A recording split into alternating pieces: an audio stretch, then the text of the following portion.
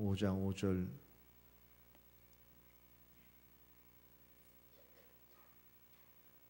신약성경 5쪽에 있는 말씀, 이 말씀을 하나님의 음성으로 듣기를 바랍니다. 온유한 자는 복이 있나니 그들이 땅을 기업으로 받을 것임이요. 아멘. 팔복 시리즈의 세 번째 설교의 주제는 온유한 자의 복입니다. 여러분이 온유한 자가 되었는지 한번 돌아보시는 시간이 되길 바라고, 온유한 자에 주시는 복은 땅을 기업으로 얻게 된다는 이 약속을 통해서 내가 과연 그런 복을 받았는지도 한번 돌아보길 바랍니다. 세상에서 가장 힘 있는 사람이 누구일까? 가장 강한 사람이 누구일까를 생각해 보시면 세상의 권력과 그리고 또 그 힘 가지고 지배하는 사람일까?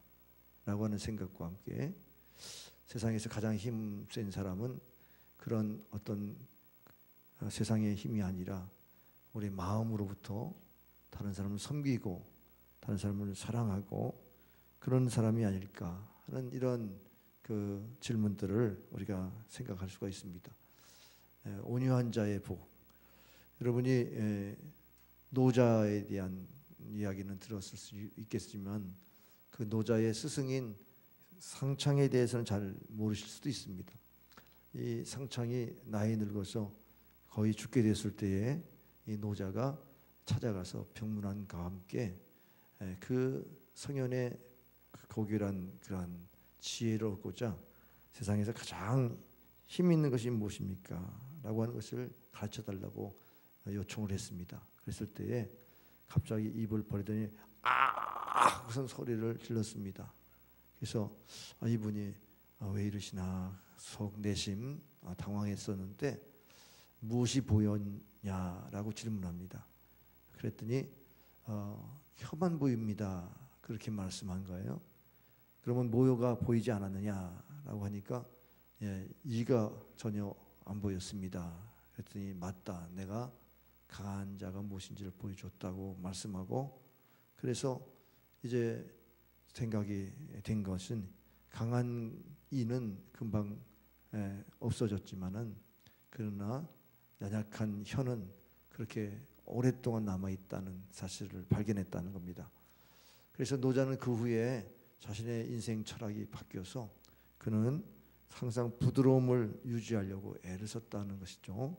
그래서 유명한 말을 남겼는데 물만큼 부드럽고 약한 것은 없다. 그런데도 물은 굳고 강한 것과 싸워 이긴다. 물보다 센 것은 없다.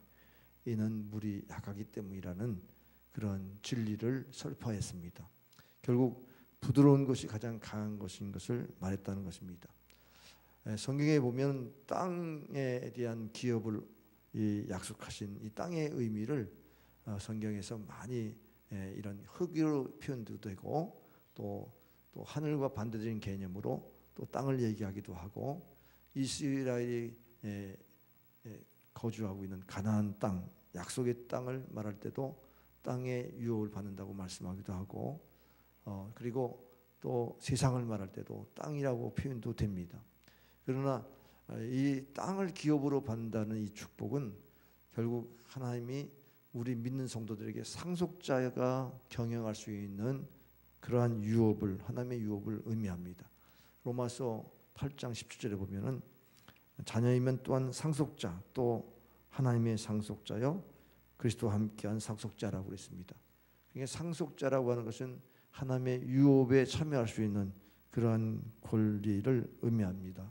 그래서 하나님이 누구에게 그 권한을 주시겠나 생각해 보니까 온유한 자가 받는다는 겁니다. 온유한 자는 하나님의 경영에 참여한다.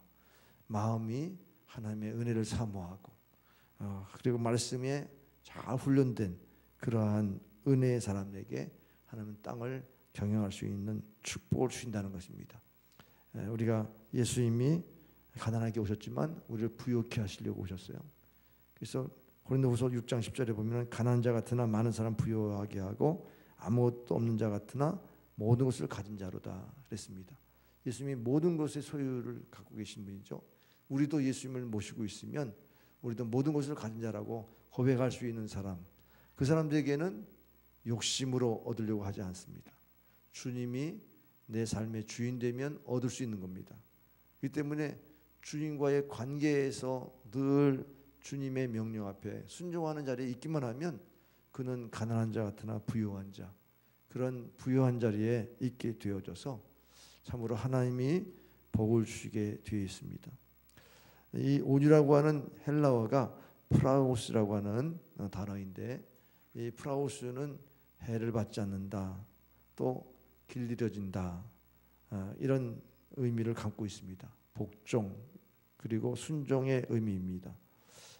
야생마를 잘 이렇게 훈련을 시켜서 그리고 그것을 이제 말을 탈 수 있도록 만드는 것처럼 그 짐승들을 길들여 가지고 사람들이 그렇게 가축을 활용하기도 하고 또 농사에 활용하기도 하지 않습니까? 사나운개를 훈련시킬 때 보면 앉아, 일어나, 가져와, 물어, 뭐 이렇게 명령하면 그대로 행하는 그런 훈련된 개를 보면 참으로 충견이라고 해서 사람 못지않는 그러한 아주 신실한 것을 보게 되지 않습니까? 온유라고 하는 것은 부드러움이라는 젠틀이나 또는 겸허라고 하는 험불이라는 또는 온순하다는 미크라고 하는 뜻도 있지만 길들여진 테임이라고 하는 그런 단어도 있습니다. 그래서 우리가 길들여졌다는 말이 바로 온유의 뜻인데, 온유한 사람은 하나님 말씀에 잘 훈련된 사람을 말합니다. 대인관계에서 우리가 친절한 사람을 우리가 부드러운 사람으로 생각하죠.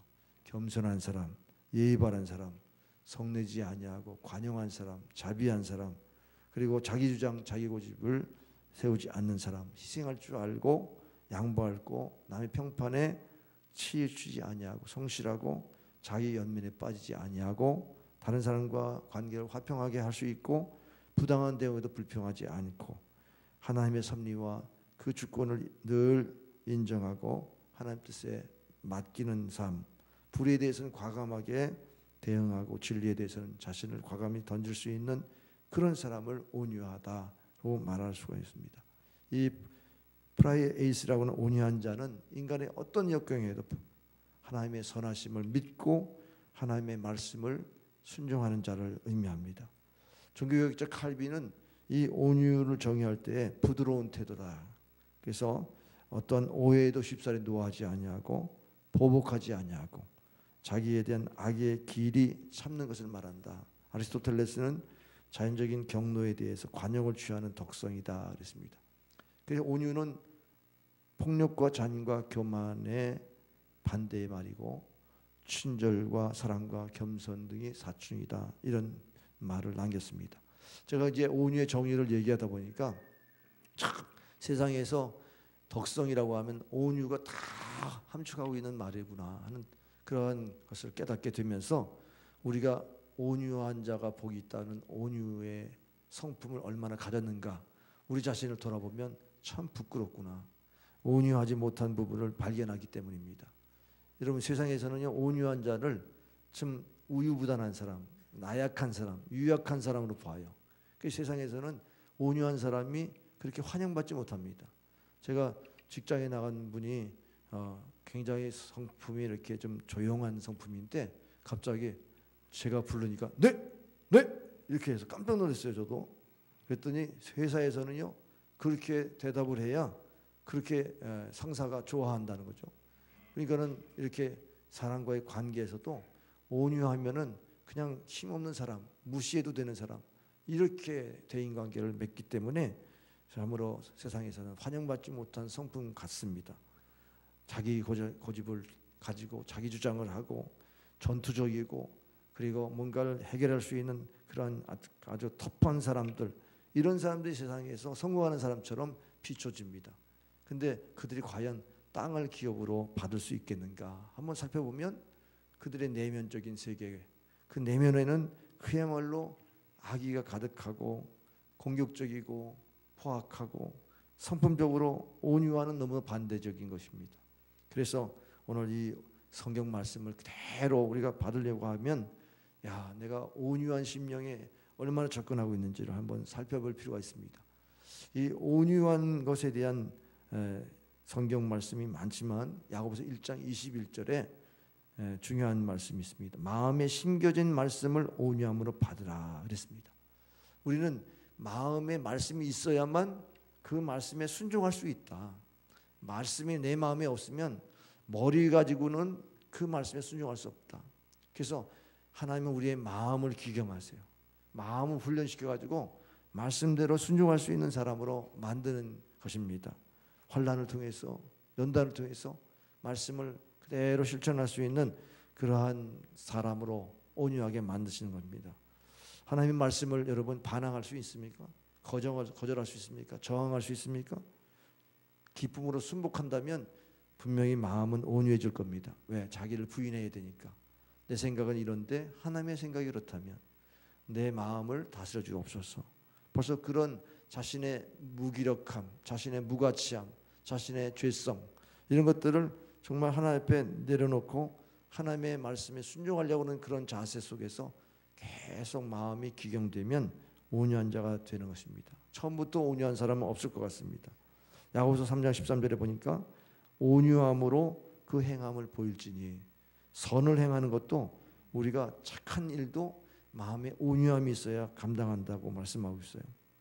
온유함에는 두 가지 측면으로 생각할 수 있는데, 하나는 하나님을 향한 온유, 그리고 사람을 향한 온유의 이 두 가지 측면입니다. 그러니까 우리가 하나님을 향한 온유가 굉장히 중요한데, 하나님의 뜻이라면 순종하는 겁니다. 하나님의 뜻이라면 의심 없이 따라가는 것입니다. 이것이 온유한 자의 모습이에요. 그래서 온유한 마음에는 항상 말씀이 중심이 되는 삶입니다. 하나님 말씀이 내 삶의 의지를 이끌어낼 수 있는, 순종하려는 의지를 이끌어내는 그러한 삶이 바로 온유한, 하나님 향한 온유한 자의 태도입니다. 구약 성경에 보면은 이삭이 모리아산의 제물로 바쳐지잖아요. 그러니까 아브라함이 이삭을 제물로 드릴 때에 이삭이 아무 소리도 안 하고 그대로 바쳐지잖아요. 자기 몸을 내어줍니다. 그 아브라함에게 그 모리아산 올라갈 때에는, 아니 칼과 불은 있는데 번제할 양은 어디 있습니까? 그렇게 질문할 때 아브라함이 하나님이 산에서 준비하신다. 그랬더니 자기가 준비된 거였더라고요. 그러면 그거를 못 알아들었다가 알게 됐을 때 얼마나 황당하겠어요. 그러면은 내가 여기서 죽으라는 얘기냐고. 아버지 미쳤습니까? 왜 나를 제물로 잡히려고 나를 묵습니까? 그러면서 그 발악을 할 텐데, 그냥 하나님의 뜻에 그대로 받아들이는 그 모습, 이게 온유한 예수님의 모습과 똑같은 모습입니다. 그렇기 때문에 온유라고 하는 것은 하나님 말씀 앞에 철저히 굴복하는, 그 순종하는 자세를 통해서 우리는 예수님의 그 온유한 모습을 배워야 하는 것입니다. 십자가에서의 죽으심 예수님, 온유하신 예수님이었어요. 그래서 우리는 십자가에서 우리가 죽고 신앙생활을 하면서 온유해지는 겁니다. 아무리 강박한 사람도, 아무리 싸나운 사람도 십자가에 못 박히는 연습을 많이 할수록 그 사람은 온유한 성품으로 성화되는 것입니다. 그래서 구약의 가장 온유한 사람이 모세를 들어서 말하는데요. 민수기 12장 3절에 이 사람 모세는 온유함이 지면에 모든 사람보다 승하더라 그랬습니다. 모든 사람보다 온유한 성품을 가졌다고 그렇게 말하는 이 모세는 그렇게 젊었을 때에 온유하지 않았어요. 그냥 히브리 민족이 고난당할 때에 그 애굽 사람이 괴롭히니까 그를 주먹으로 쳐서 죽게 했거든요. 주먹도 세요. 어떻게 이렇게 죽게 했는지. 그런데 그가 광야에서 40년 동안 그 80노인이 될 때까지 양을 치우면서 인생에 무슨 수단이라고 하는 게 다른 어떠한 수단을 사용할 수도 없죠. 그냥 양치기에 세월을 보내는데, 그 시간 동안에 하나님은 그 마음을 온유하게 만드셨어요. 하나님 말씀 앞에 순종하게 만드셔가지고 이스라엘 백성을 구원하라고 할 때에 그 명령 앞에 순종하는 이런 온유한 자가 되었고, 십계명을 받을 때에도 40일 금식하면서 그 계명을 받아냅니다. 하나님이 그렇게 말씀하셔요. 신명기 18장 15절에 네 하나님 여호와께서 너희 가운데 네 형제 중에서 너를 위하여 나와 같은 선지자 하나를 일으키시리니 너는 그의 말을 들을지니라. 하나님은 모세를 하나님 대신 세워주시고 모세를 통해서 말씀하신다, 이렇게 말씀한 거예요. 근데 민수기 12장에 보면은 그 형 아론과 누이 미리암이 그 모세가 구수 여인을 취하니까 그렇게 이방 여인을 취했다고 이제 그 지적을 하면서 왜 모세만 대면하는지 모르겠다. 우리들도 하나님과 대면할 수 있는 레위 지파 사람인데 하면서 불평했을 때에 하나님이 진노하셨어요.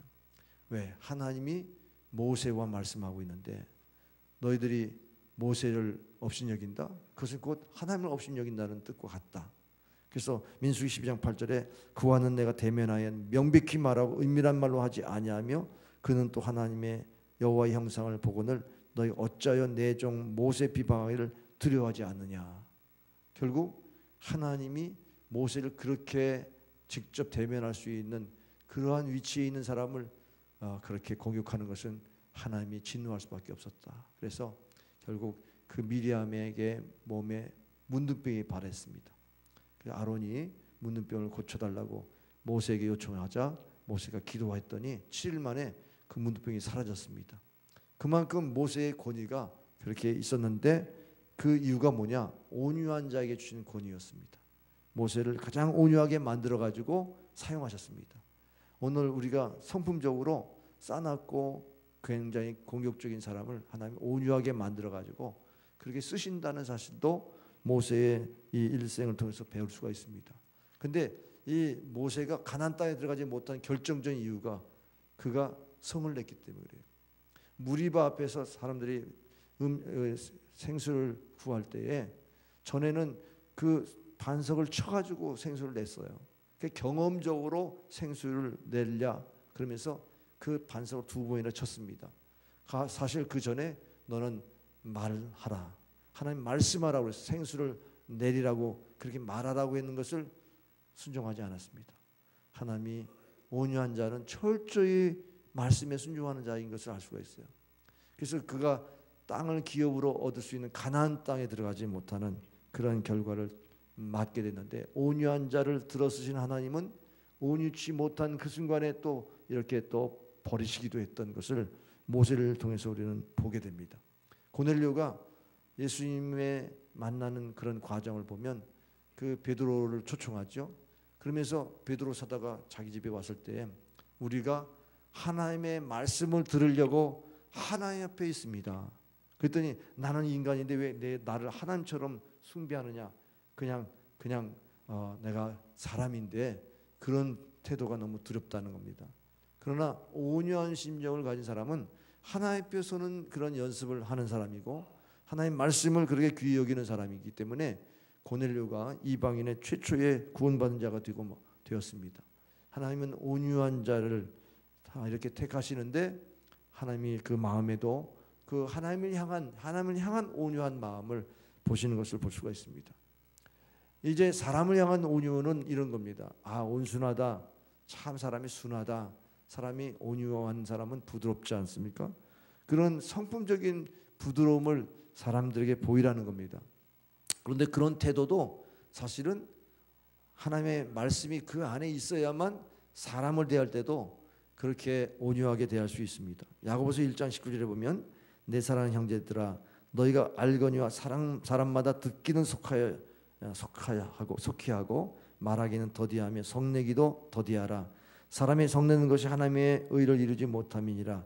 그러므로 모든 더러운 것과 넘치는 악을 내어버리고 능히 너희 영혼을 구원할 바 마음에 심긴 도를 온유함으로 받으라 그랬습니다.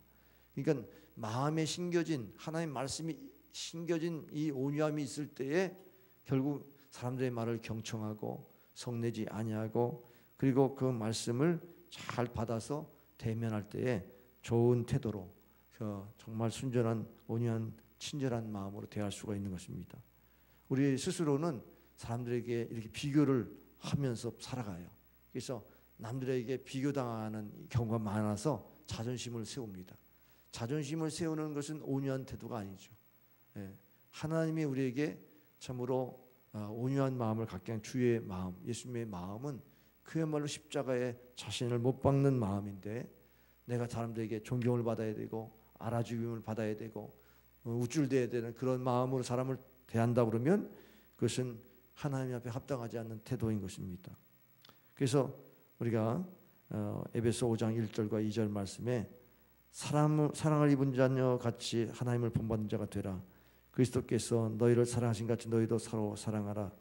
그는 우리를 위하여 자신을 버리사 향기로운 제물과 희생 제물로 하나님께 드리셨느니라 말씀했습니다. 그리고 예수님이 십자가에 들이심으로 우리에게 향기로운 제물이 되셨는데, 그것이 바로 우리가 사람을 대할 때에 온유한 태도로 대할 수 있는 힘이라는 겁니다. 내가 십자가에 죽고 그리스도가 사는 이런 삶을 통해서 사람들을 만나게 될 때에 참으로 향기 있는 그러한 삶이 될 줄 믿습니다. 그래서 우리 자신에게 기준을 맞추면 우리는 온유할 수가 없어요. 하나님의 말씀에 맞추어서 우리 십자가에 지신 예수님의 마음을 배울 때에 우리는 이웃과의 관계를 바르게 할 수 있는 줄 믿습니다. 그런데 자기의 죄성을 먼저 보면 우리는 다른 사람을 용납할 수가 있죠. 나는 대들보 같은 그런 들보가 있는 자신의 허물을 크게 보고 다른 사람의 허물을 작게 보는 사람들은 용서가 가능하잖아요. 근데 내 자신은 허물이 없다고 생각하면 다른 사람들의 작은 잘못도 지적하고 용서할 수 없는 그러한 그 불의에 처할 수밖에 없게 됩니다. 여러분, 하나님의 말씀을 순종할 때에 혹시라도 이런 마음이 있으면 회개해야 되겠구나 하는 마음이 필요합니다. 원수를 사랑하라.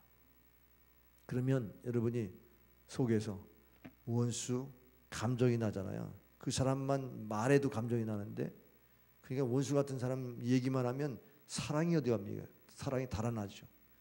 그러면서 오히려 미움이 더 치밀어 올라오죠. 그것은 무엇을 말합니까? 우리가 온유한 자가 되지 못했다는 거예요. 하나님 말씀 앞에 내가 그렇게 하고도 싶은데 못합니다. 하나님, 이렇게 하나님을 찾고 정말 하나님 앞에 순종하려고 하는 자세를 가진 사람이 온유한 거죠. 그리고 너희는 가서 모든 족속으로 제자를 삼으라. 그러면 선교하라는 명령 앞에 아니 내 가족도 구원하지 못했는데 어떻게 선교합니까? 전도도 못하고 어떻게 선교합니까? 이렇게 말하는 태도는 잘못된 거죠. 사도 바울이 온 이방인들을 전도할 때마다 자기 동족들을 구원하기를 그렇게 힘썼어요. 자기의 생명력에 자기를 지워주시도록 그렇게 기도하면서까지 참으로 그 유대인들을 구원하기를 열정을 가졌지 않습니까? 그것이 온유한 마음이라는 겁니다. 하나님 말씀에 어떻게든지 순종하는 그런 자세로 사람을 대할 때에 온유한 자가 되는 것입니다. 온유한 자가 받는 복은 여러 가지 말씀을 제가 생각할 수 있었는데, 온유한 자는 시험에서 승리합니다. 시험이라고 하는 게 여러 방면으로 오지만 내가 온유하지 못해서 시험에 빠지는 경우가 참 많아요. 베드로가 예수님 십자가에 달리실 때에 게세마네 동산에서 기도하고 하나님 뜻대로 되어지도록 기도한 다음에 이제 제자들과 함께 세상으로 나아가려고 할 때에 그 몽둥이를 가지고 그리고 로마 병정들이 올라와서 예수님을 잡으려고 할 때에 베드로가 언제 칼집에 칼이 있었는지 모르지만 칼을 뽑아가지고 말고의 귀를 쳤다는 거예요. 그랬을 때 주님께서 칼을 쓰는 자는 칼로 망한다 라고 말씀하셨습니다. 결국 이 무력이라고 하는 것, 이것을 거두라. 예수님이 그 무력으로 세상을 정복하려고 한 것이 아니라 십자가의 사랑으로 세상의 인류를 구원하고자 하는 그 길을 가겠다고 말씀하시면서 그 아무런 그런 항거하지 않고 순순히 잡혀가신 것을 보게 돼요. 이것을 이사야서에서 53장에 이렇게 묘사가 되어 있습니다. 53장 7절에 그가 곤욕을 당하여 괴로울 때도 입을 열지 아니하였다. 침묵하시고 잠잠하셨습니다. 베드로는 이 사건에 큰 충격을 받은 것 같아요. 그래서 베드로전서 2장 22절 23절에 이렇게 기록하고 있습니다. 그는 죄를 범하지 아니하시고 그 입에 거짓도 없으시며 욕을 당하셔도 맞대어 욕하지 아니하시고 고난을 당하시되 위협하지 아니하시고 오직 공의로 심판하시는 이에게 부탁하시며, 그야말로 하나님께 모든 심판을 맡기면서 그 십자가의 길을 걸었는데 그 위협함을 당할 때 위협하지 않고, 그리고 억울함을 당할 때도 거짓으로 대하지 아니하고 죄를 범치 아니하였다는 겁니다. 만약에 우리를 대입해서 우리가 그랬다면 막 항거하고 또 억울하다고 호소하고 또 막 싸우려고 하고 대적하지 않겠습니까? 그렇기 때문에 시험이 드는 거예요. 그것까지도 하나님이 허락하셨다면 내가 감당하겠습니다 했으면 그렇게 하지 않았을 텐데, 십자가를 짊어지고 살았을 텐데, 결국 십자가 없는 삶에 시험이 오잖아요. 십자가로 이길 수 있는 이런 사람이 바로 온유한 자인 것입니다. 그 다음에 두 번째로 온유한 자는 하나님 앞에 보배로운 자, 보배로 여김을 받습니다. 베드로전서 3장 4절에 보면 오직 마음에 숨은 사람을 온유하고 안정한 심령에 썩지 아니할 것으로 하라. 이는 하나님 앞에 값진 것이니라 그랬습니다. 하나님 앞에 보배로운 사람은 온유한 사람이다.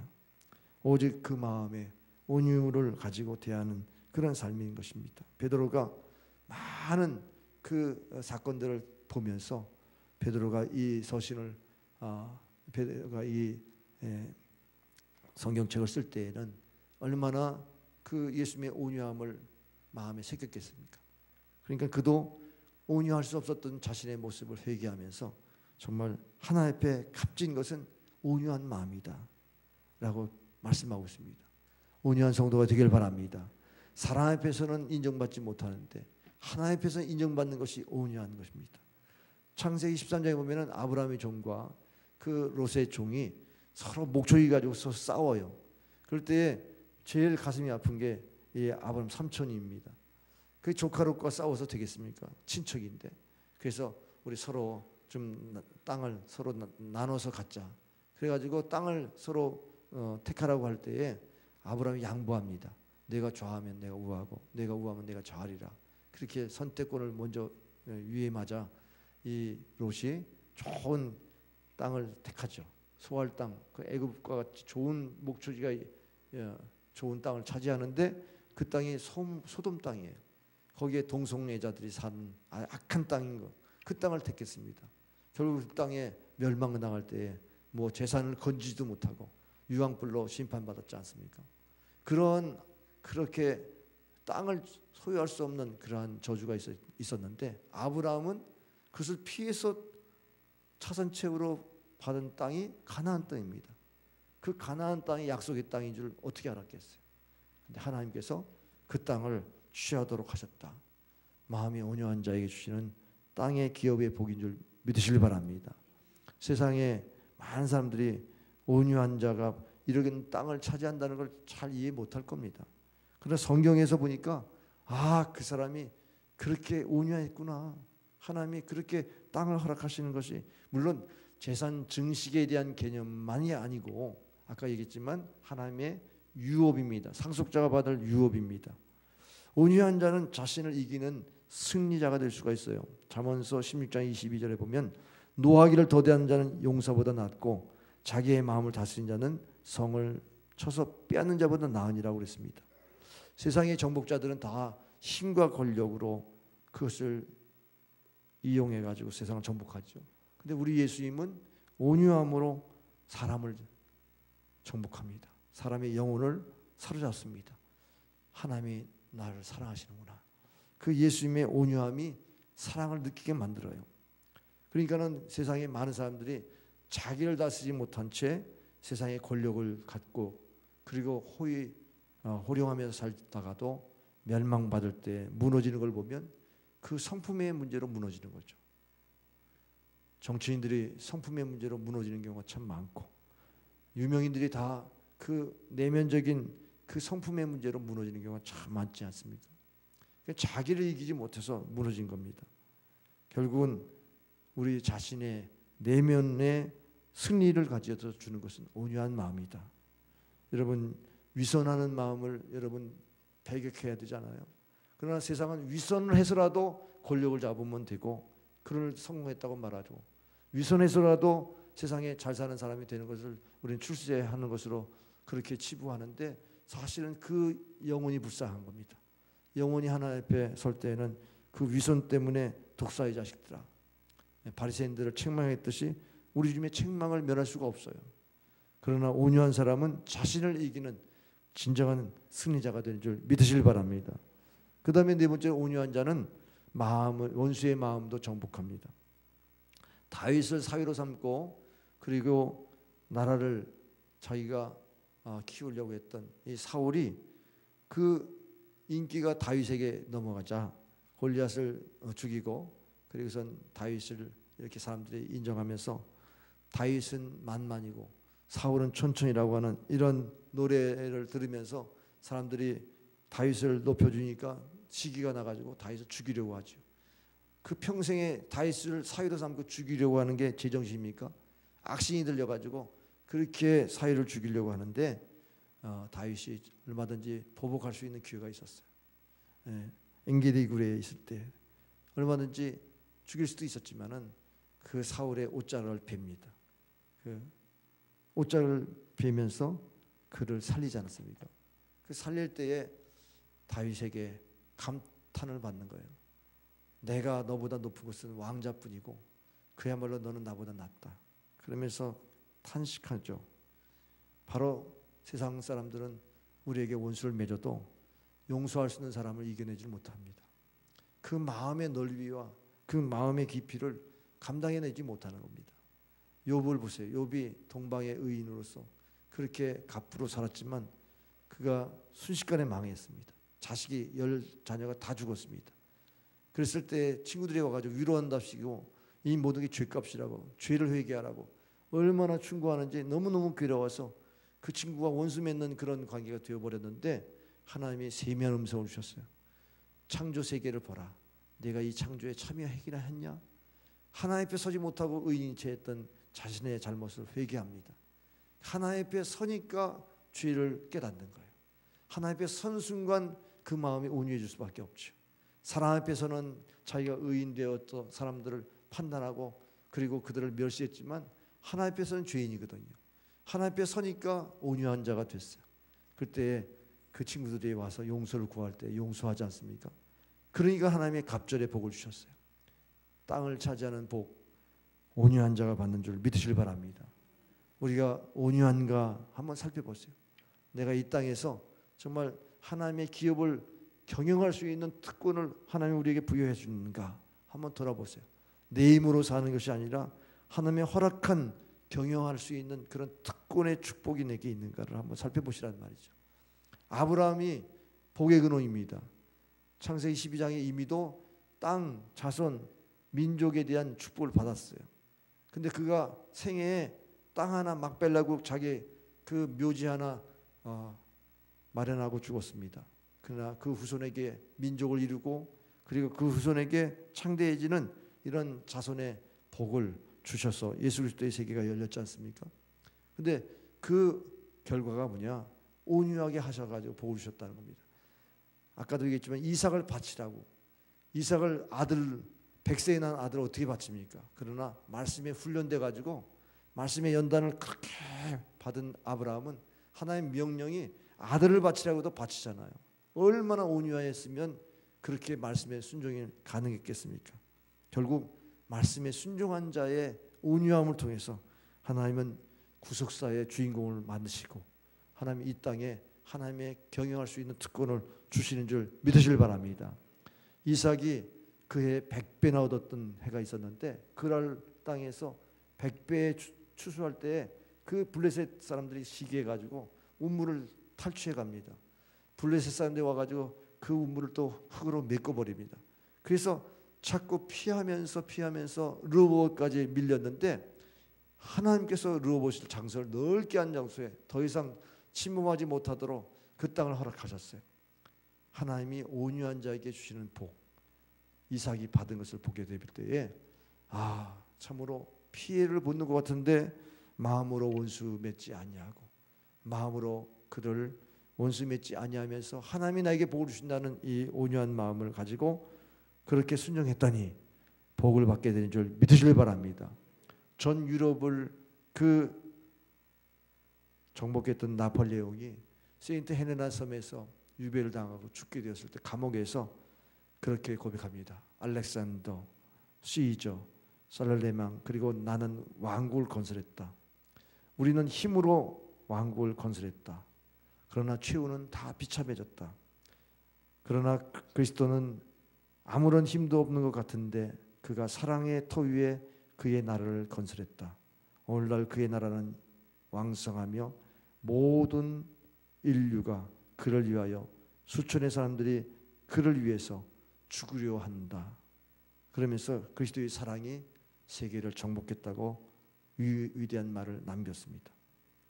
칼폭력으로 힘 있는 사람들이 세상을 정복하는 것 같은데 그 정복이 로마도 무너졌고 소련도 공산주의 100년도 못 돼서 무너졌고 세계의 모든 강력한 나라들이 그 땅을 정복하지 못했던 것이죠. 그 징기스칸도 세계 최대의 영토를 정복했지만 역시 무너졌습니다. 미국의 알래스카를 구입한 사람이 존슨 대통령인데 1867년에 존슨 대통령이 그 땅을 720만 불로 매입했습니다. 미국의 본토의 5분의 1에 해당되는데 그 북쪽에 소련과 연접해 있는 그 땅을 얼음 땅을 뭐하러 샀느냐. 의회에서 난리를 쳤어요. 어떤 의원은 아니 그 얼음 땅 아이스박스 같은 얼음 땅을 살려면 차라리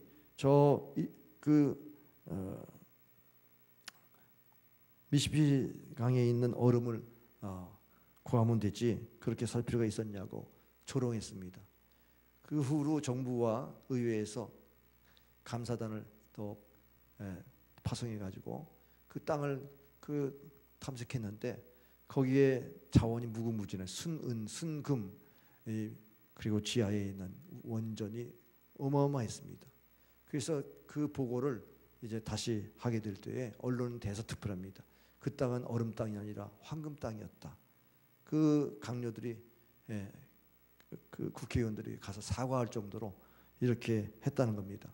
아마도 존슨은 온유한 자가 아니었겠나 그런 생각이 듭니다. 아브라함 링컨이 노예 해방을 통해서 남북을 통합하는 이러한 미국의 위대한 대통령이 됐는데 그를 공격했던 정족이 있었습니다. 스텔턴이라고 하는 이 정족을 만나게 될 때 그는 너무나 괴로웠지만은 늘 용납했어요. 그가 대통령이 돼서 국방부 장관으로 임명했거든요. 그는 이렇게까지 아주 모욕을 주셨는데 우리나라의 교활한 어릿광대가 대통령이 됐다는 게 미국의 수치다.